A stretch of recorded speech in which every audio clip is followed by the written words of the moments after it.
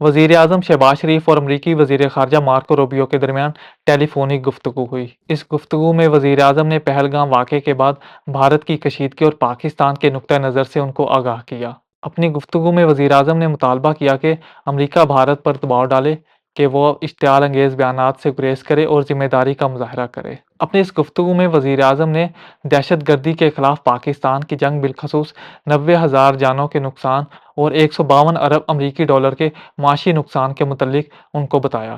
اپنی گفتگو میں وزیر اعظم نے بھارت کے اشتعال انگیز رویے کو پریشان کن اور مایوس کن قرار دیتے ہوئے کہا کہ بھارت پاکستان کی دہشت گردی کے خلاف کوششوں سے توجہ کو ہٹانا چاہتا ہے۔ وزیر اعظم شہباز شریف نے امریکی وزیر خارجہ کو بتایا کہ یہ انتہائی افسوسناک بات ہے کہ بھارت پانی کو بطور ہتھیار استعمال کرنا چاہتا ہے، جو کہ 24 کروڑ پاکستانی عوام کی لائف لائن ہے۔ وزیر اعظم نے اس بات پر زور دیا کہ سندھ طاس معاہدے میں کسی بھی فریق کے لیے اپنی ذمہ داریوں سے یک طرفہ طور پر دستبردار ہونے کی کوئی شک موجود نہیں۔